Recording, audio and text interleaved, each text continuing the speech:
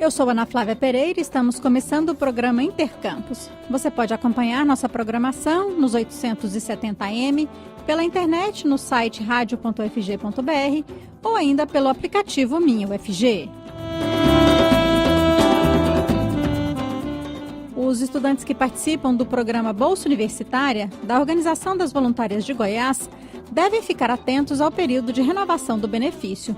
O procedimento, obrigatório para os alunos que já são beneficiados pelo programa, vai até 31 de janeiro e deve ser feito somente pelo site da OVG. Porém, o programa sofre atualmente com a não renovação do contrato por parte de 81% das instituições de ensino superior cadastradas. E isso se deve à falta de repasse por parte do programa, que deve R$ 76 milhões a universidades e faculdades de Goiás. Devido ao alto nível de não renovação por parte das instituições, o prazo foi estendido até o próximo dia 18 de janeiro. Ouça o Intercampus também pela internet no site da Rádio Universitária ou pelo aplicativo Minha UFG.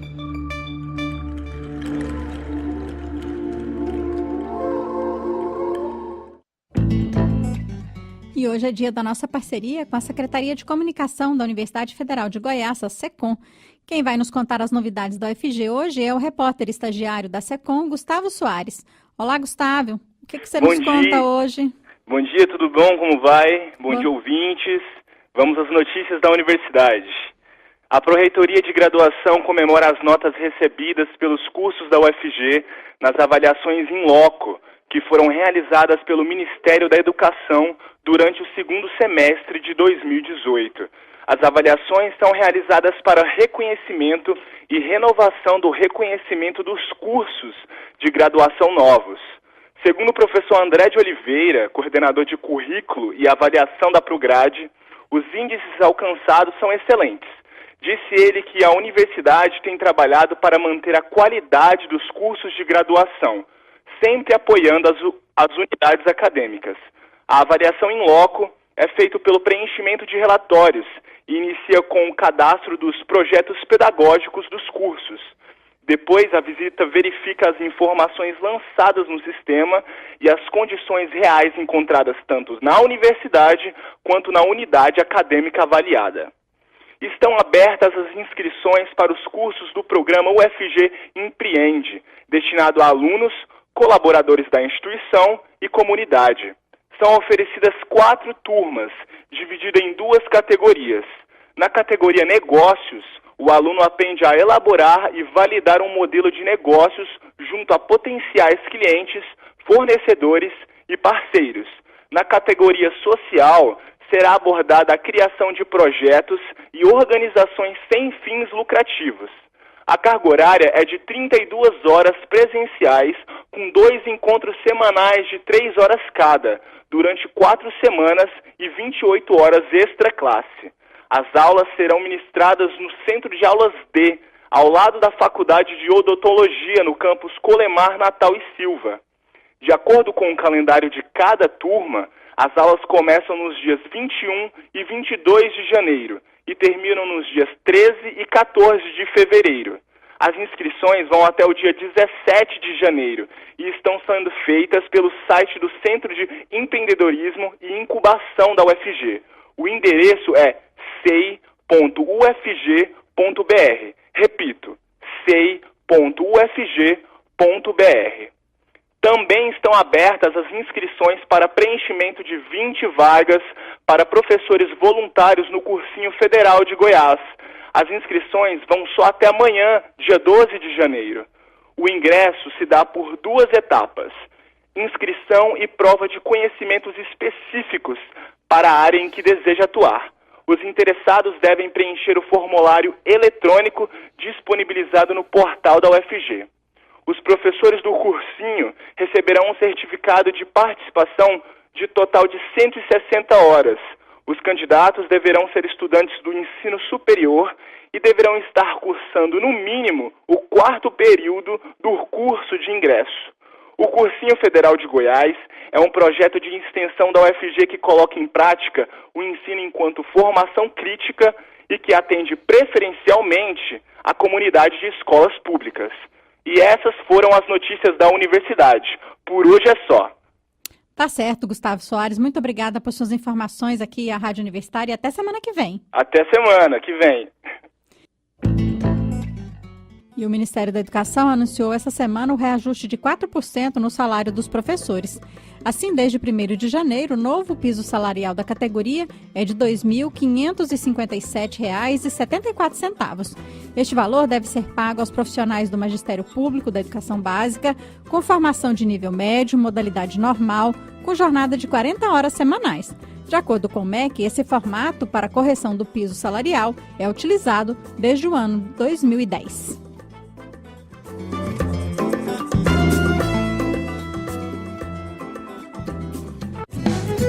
O Intercampus volta já. Os clássicos do cinema. A produção e a história do cinema brasileiro. Lançamentos, estreias, notícias sobre séries, festivais e novos formatos da imagem. Imagem em Movimento. Sexta-feira, 14h.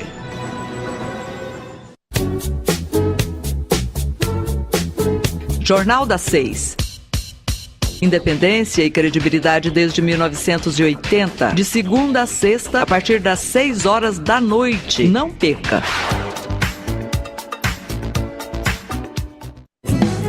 Estamos apresentando Intercampus. O Programa de Financiamento Estudantil, o FIES, irá ofertar 100 mil vagas para o primeiro semestre deste ano. Os interessados poderão se inscrever a partir do dia 5 de fevereiro no site do FIES. Terão prioridade ao financiamento os estudantes de famílias cadastradas em programas sociais e também aqueles que vivem em regiões de menor IDH, o Índice de Desenvolvimento Humano. Os pré-requisitos para adesão ao FIES continuam os mesmos do ano passado. Na modalidade que utiliza recursos públicos, o estudante precisa ter renda familiar de até 3 salários mínimos e nota no Enem superior a 450 pontos, além, é claro, de não poder ter zerado na redação do Enem. Já no PFIES, a modalidade que usa recursos de bancos privados prevalece a ordem de inscrição. Isso significa que o aluno que se inscrever primeiro consegue a vaga para contratar o financiamento. As inscrições ao FIES 2019 começam no dia 5 de fevereiro e vão até o dia 12 do mesmo mês, podendo ser feitas por meio do site fies.mec.gov.br.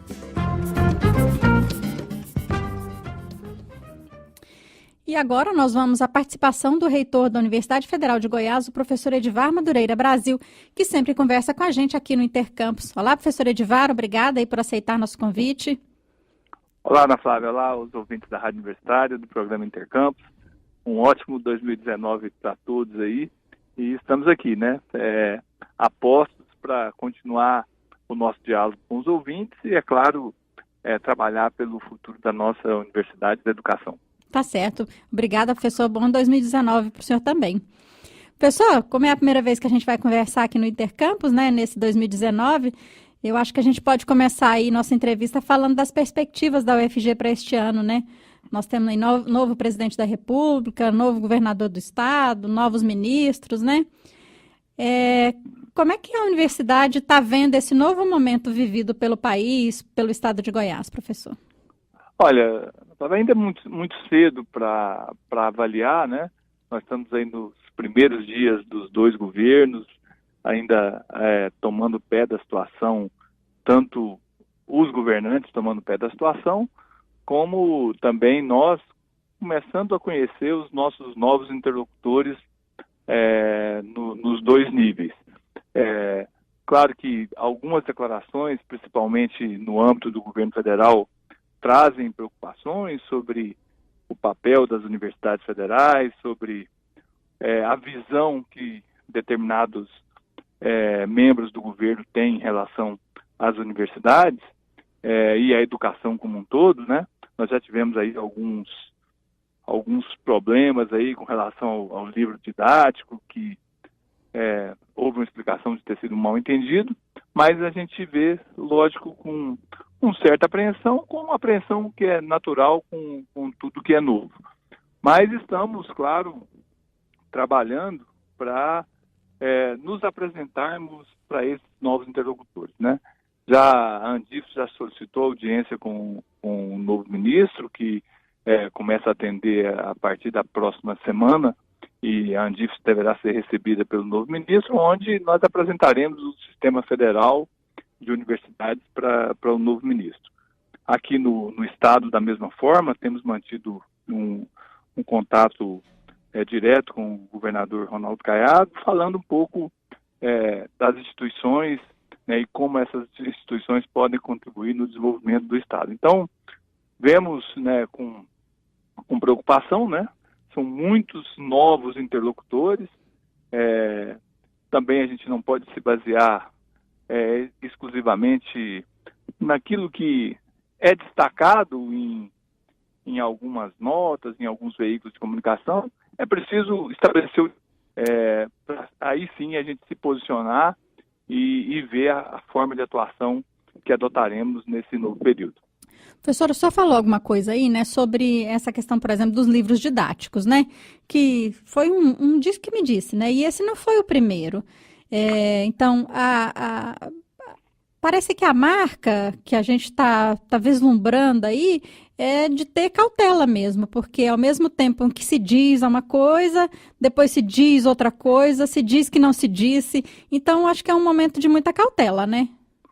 Exatamente, acho que esse é o ponto. A gente tem que ter cautela, aguardar as coisas se acomodarem, as pessoas chegarem nos seus espaços, né? A gente sempre tendo cuidado de dizer quem somos, a que viemos, né? Para que a partir desse conhecimento mútuo a gente possa planejar as nossas ações. A verdade é que o país, né, necessita muito de uma educação, né, que seja inclusiva, de responsabilidade, uma universidade que atue na solução dos problemas do país, né? E a universidade hoje é o grande ator que pode contribuir para o desenvolvimento do país, seja pela infraestrutura instalada, seja pela capilaridade, seja principalmente pelos quadros que estão na universidade. É inegável que boa parte das pessoas com melhor formação estão nas universidades. E essas pessoas, independentemente de ideologia, estão aqui para servir o país e tem esse senso de responsabilidade muito claramente. Então, não podemos aqui nos apegarmos ao diz que me disse, né? Precisamos estabelecer interlocuções, né? E daí, a partir desse conhecimento, a gente trabalhar em prol do Brasil, em prol do povo brasileiro. Professor, mas aí a gente já pode ter algumas indicações, né? Por exemplo, no Ministério da Educação, né? As primeiras medidas, os nomes que estão mais compondo, né? Esse Ministério da Educação, que é comandado pelo professor Ricardo Vélez Rodrigues, né? Isso já dá um indicativo, assim, do que a gente pode esperar para a área educacional brasileira? Sem dúvida, traz preocupação, como eu disse anteriormente. Traz preocupação pela formação, pela pouca experiência da grande maioria desses quadros, pela pouca vivência, inclusive administrativa, seja em qualquer esfera, pública ou privada. Os nomes, lógico, com algumas exceções, né, como o secretário de Educação Superior, que é o professor Mauro Rabelo, que foi pró-reitor de graduação da UNB e que estava agora no final do governo Temer à frente da diretoria de relacionamento com as IFES. É uma pessoa que conhece o sistema, que tem, né, uma visão, um entendimento do sistema federal que condiz, né, com a realidade do sistema. Quanto aos outros, a gente, alguns, pelo que a gente também percebe da imprensa, a gente fica bastante preocupado e apreensivo. E tem alguns nomes que ainda são desconhecidos, mas que vêm com uma formação sólida na área da ciência e tecnologia, que é o caso de alguns assessores. Mas é uma equipe que demonstra, pela sua composição, traz, como eu disse anteriormente, traz uma insegurança grande pela inexperiência e por alguns conceitos também, né? Assistimos aí ultimamente esse debate entre religião e ciência, um debate absolutamente inoportuno e mais do que superado, mas que voltou, né? A gente não sabe a partir de que convicção e de que concepção de mundo volta um debate que traz dois temas que são tratados, claro, em esferas completamente diferentes, né?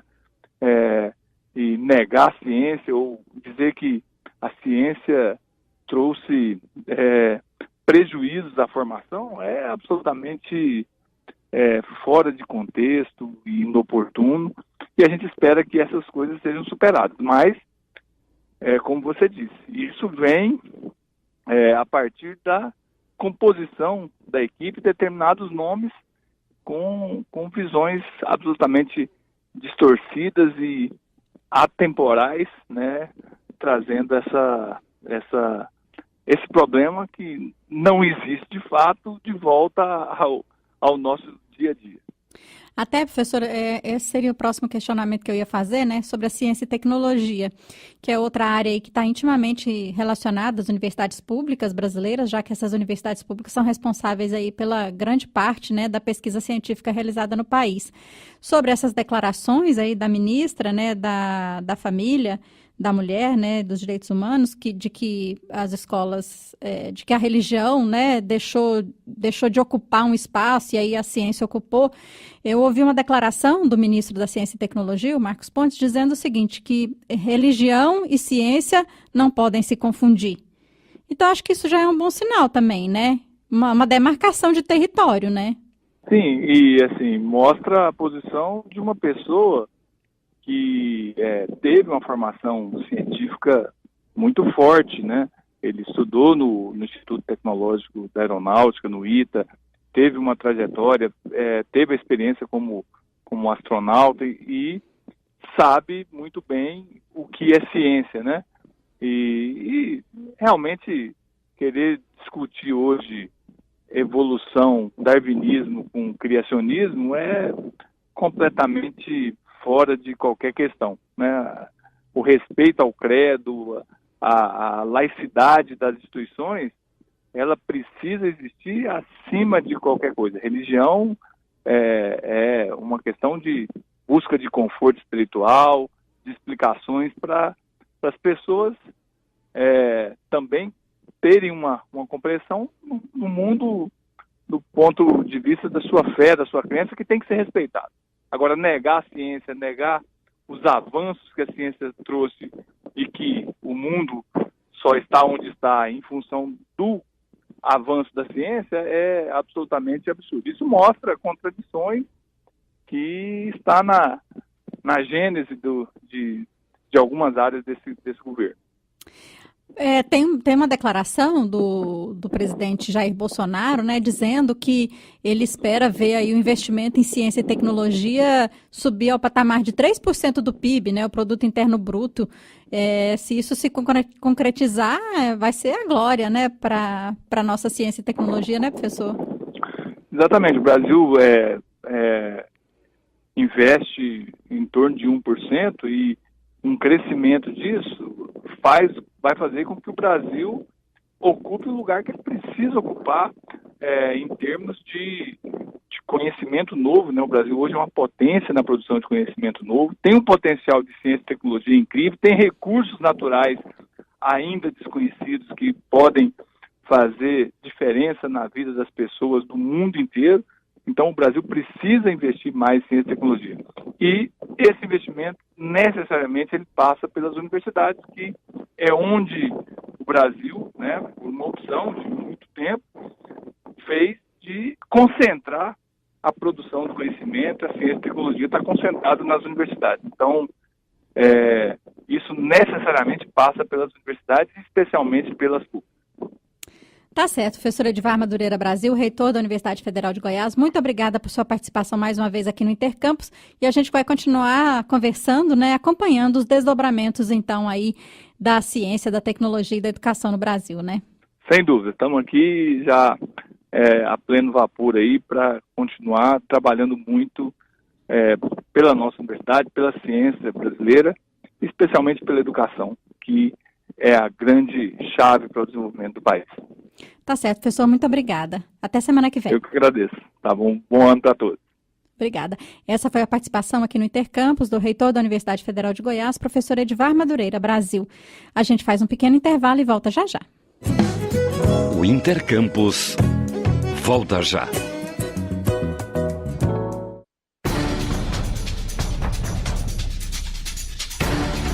Assédio moral não é legal. A continuidade e frequência de gestos, atos e palavras ofensivas são as principais características do assédio moral. Se você, aluno, professor, técnico administrativo ou terceirizado da UFG, foi vítima, denuncie. ouvidoria.ufg.br. Fone 62 3521 1149. Uma campanha Universidade Federal de Goiás, ADUFG, Cientifisgo, DCE e APG. Estamos apresentando Intercampus. E como a gente falava ainda há pouco, né, as universidades públicas brasileiras são responsáveis aí por cerca de 90% da pesquisa científica no país. O incentivo para que mais pessoas ingressem neste campo começa ainda quando o estudante está na graduação. A repórter estagiária Ana Cleoma Santos nos conta mais sobre a iniciação científica e sua importância. Vamos ouvir. A pesquisa científica gera desenvolvimento tecnológico, econômico e social. Ela tem um papel fundamental para a sociedade. As universidades públicas são responsáveis por 90% da produção científica brasileira. Para estimular estudantes e pesquisadores na área, existe o programa de iniciação científica. Por meio da iniciação científica, o aluno tem contato direto com a pesquisa, utiliza métodos rigorosos e é estimulada a criatividade. É o que afirma a coordenadora geral de pesquisa da Universidade Federal de Goiás, professora Rejane Mota. A iniciação científica, ela começa a despertar no jovem a curiosidade pela investigação, né, para buscar a solução para os problemas. Então, a iniciação científica, ela tem esse papel de estimular a busca pela transformação do conhecimento, gerando uma tecnologia, solucionando um problema, trazendo a inovação para solucionar os problemas da sociedade. Lucas Afonso é estudante de jornalismo da UFG e participa de um desses projetos. Ele fala como é desenvolver o ato da pesquisa. O programa de iniciação científica ele ajuda bastante o graduando no sentido de inserir essa pessoa, esse estudante, no processo de pesquisa. Então, aprende a lidar com os diversos tipos de pesquisa, qualitativa, quantitativa, e passa a noção de fazer ciência. No caso, é muito importante a gente na área de comunicação, que não é muito visto. Então, para mim está sendo muito bom, porque eu estou aprendendo a fazer ciência na comunicação, a estudar, ter umas leituras complementares da faculdade. Então, é uma experiência muito rica que todos poderiam passar. É muito grandiosa. A iniciação científica ajuda ainda a diminuir o tempo entre o término da graduação e o ingresso no mestrado. Um estudo mostrou que 65% dos formandos ingressam no mestrado em até 1 ano após a graduação. E o primeiro contato direto do aluno com as técnicas e práticas de pesquisa acontece na iniciação científica. As atividades desenvolvidas pelos alunos vão desde a problematização, pesquisa e busca por resultados. Eles são sempre acompanhados por um professor que faz o trabalho de orientação.